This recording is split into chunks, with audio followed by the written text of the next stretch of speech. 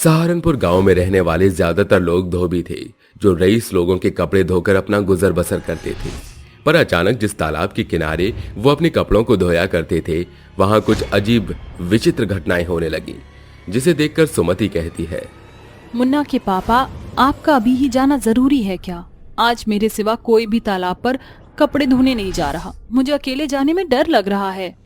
जरूरी है, आज मुझे सभी के धुले कपड़े देने जाना है, तभी तो वहां से पैसे मिलेंगे ना, और उसी से घर की दाल रोटी चल पाएगी।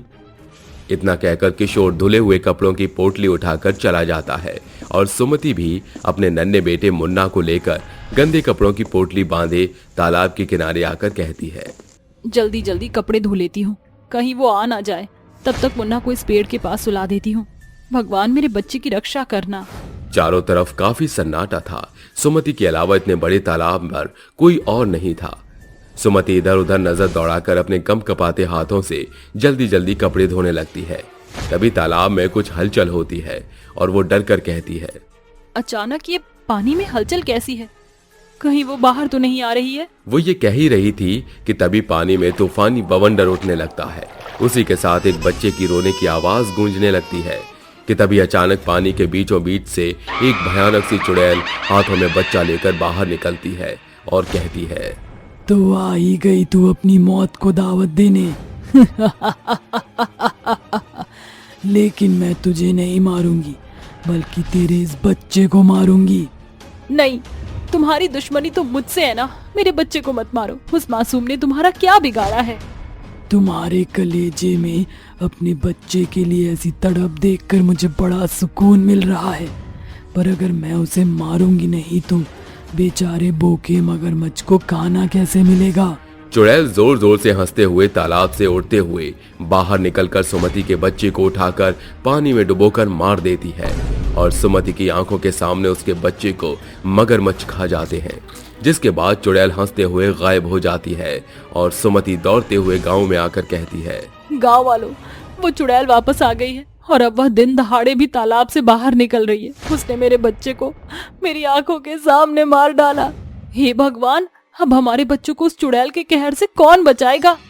सबसे पहले तो उसने मेरे ही बच्चे को बेरहमी से उस तालाब के मगरमच्छों को खिला दिया। मुझे लगता है हमें किसी सिद्ध पुरुष की मदद लेनी चाहिए। सभी चुड़ैल के कहर से बचने के लिए एकजुट होकर बाबा के पास जाते हैं और कहते हैं, बाबा, हमारे गांव पर एक भयानक चुड़ैल का खौफ मंडरा रहा है, जो एक एक करके हम सभी के बच्चों को मगरमच्छ के हवाले कर दे रही है। बाबा, हमारे बच्चों को उस खूंखार चुड़ैल से बचाइए। चिंता मत करो, मैं तुम सभी की मदद जरूर करूंगा, शीघ्र ही चलो। ये कहकर साधु बाबा उन सभी के साथ गांव आ जाते हैं और रात होने पर चुड़ैल तालाब से बाहर निकलकर गांव की तरफ उड़ते हुए आती है और कहती है, किसी के बच्चे को नहीं छोड़ूंगी मैं, एक एक के बच्चे को चुन चुन कर मारूंगी। पर आज गांव में इतना सन्नाटा क्यों है? कहाँ मर गए ये गांव वाले? चुड़ैल ये कह रही होती है, तभी बाबा उसके सामने आकर उसको ललकारते हुए कहते हैं, कौन है तू? क्यों पीछे पड़ी है इन गांव वालों के?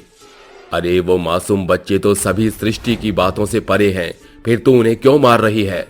मैं तुझे बताना जरूरी नहीं समझती। जान प्यारी है तो चला जा यहाँ से। तू ऐसे ही नहीं मानेगी, रुक।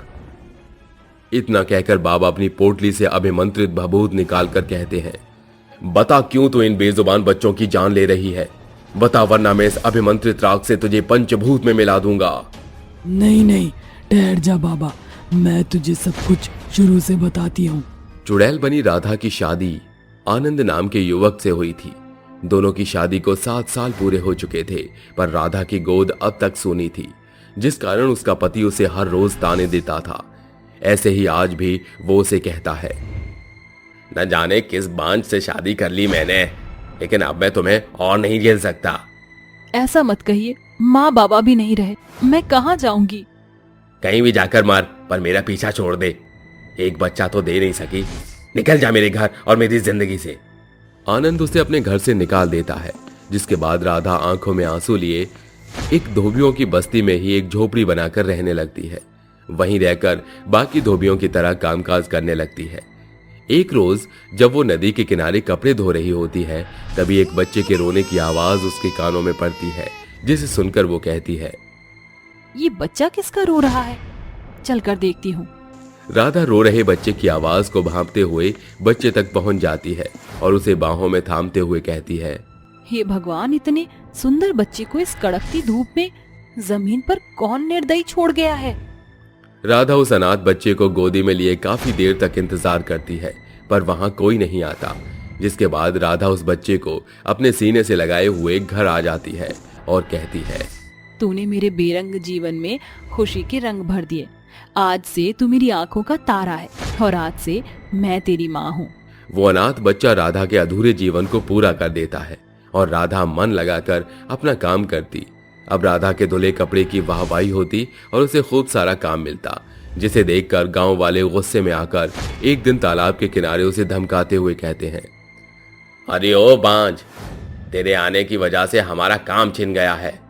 सभी रईसों के घर में इसके धुले कपड़े की वाहवाही मची हुई है। अब तू हमारे गांव में नहीं रह सकती, सीधी तरह इस गांव से निकल जा।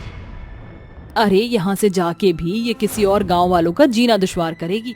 मैं तो कहती हूँ इसे इसके बच्चे के साथ इसी तालाब के मगरमच्छ के हवाले कर दो, झमेला खत्म कर दो।